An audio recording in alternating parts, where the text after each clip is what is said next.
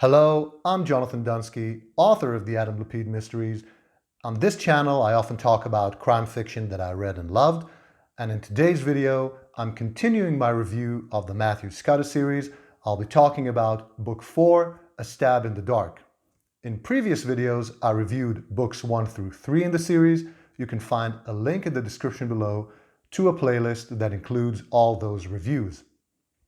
Like the previous books, A Stab in the Dark is told from the viewpoint of Matthew Scudder, who is an unlicensed private investigator working in New York.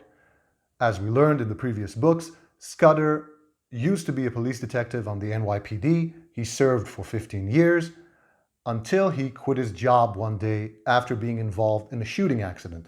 Scudder was sitting in a bar after work when two guys held up the place, and on the way out, they shot the bartender dead. So Scudder chased them out into the street and opened fire on them. He killed one, crippled the other, but one of his shots went wide and it ricocheted off something and went into the eye of a young girl, killing her instantly. Scudder was not blamed officially for this shooting. He was actually given a commendation, but he is riven by guilt and he found himself unable to continue being a police officer.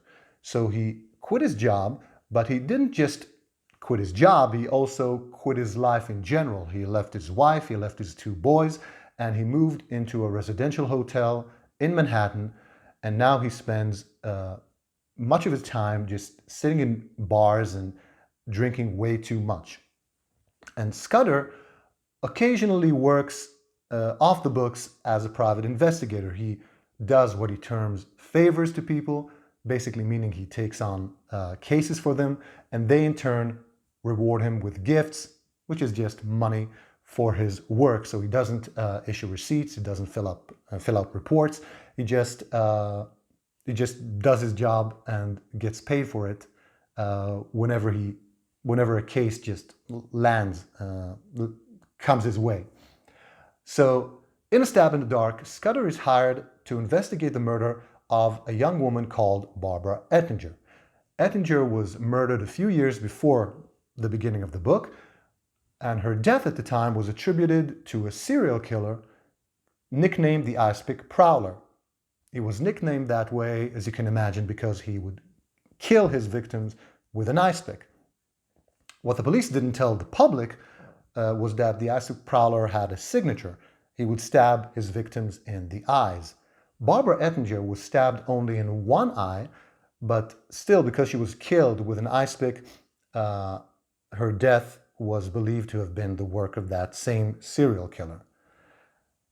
The Ice Pick Prowler has never been caught throughout all those years, until one day the police just picked up a guy off the street, and he readily admitted to being the Ice Pick Prowler and confessed to killing all those victims, but he says he did not murder Barbara Ettinger.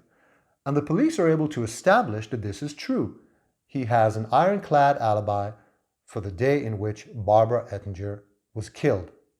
Barbara Ettinger's father, upon hearing this, is faced with the fact that his daughter was not the random victim of some lunatic serial killer, but was likely murdered by someone who was close to her, who knew her personally.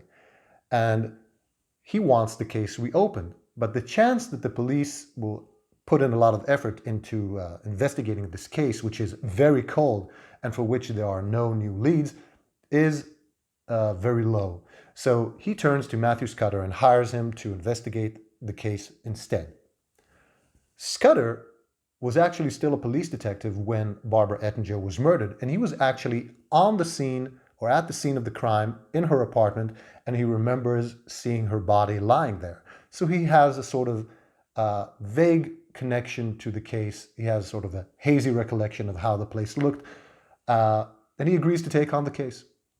And Scudder begins working the case by methodically digging into Barbara Ettinger's life, interviewing people who were her neighbors, talking with her husband at the time, and speaking with a woman with whom Barbara Ettinger worked. And he starts looking into her life, learning more about her, learning some of her secrets, and in this way, he hopes to discover who killed him. In addition to the mystery in A Stab in the Dark, it is also a fascinating character study of a man who is dealing with trauma and trying to both escape from it in a way and also try to maybe create a new life for himself.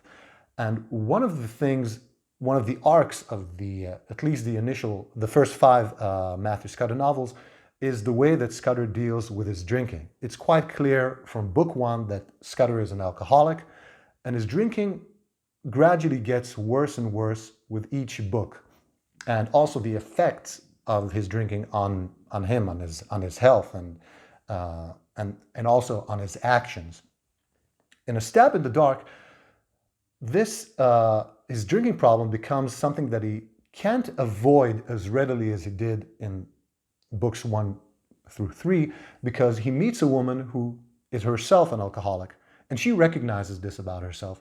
And so she holds up sort of a mirror in front of Scudder, forcing him to at least consider the question of whether he is an alcoholic, whether he indeed has a problem, and if he does, what he needs to do, what steps he needs to take in order to deal with it. So A Stab in the Dark, like the other Matthew Scudder novels, is more than just a good mystery novel. It is also a fascinating look into a man who is dealing with trauma and who has found a way to escape from it through his drinking. But this means of escape is very detrimental to his health and his well-being, and he needs to find a way to deal with it. So if you're looking for a crime novel that is more than just a mystery, that has something that is deeper in it, A Stab in the Dark is a terrific novel to read. I think it's the best of the first 4 Matthew Scudder novels, and I enjoyed it a lot. I read it a few times, both in audio and in print, and I think that I can't recommend it enough, so go check it out.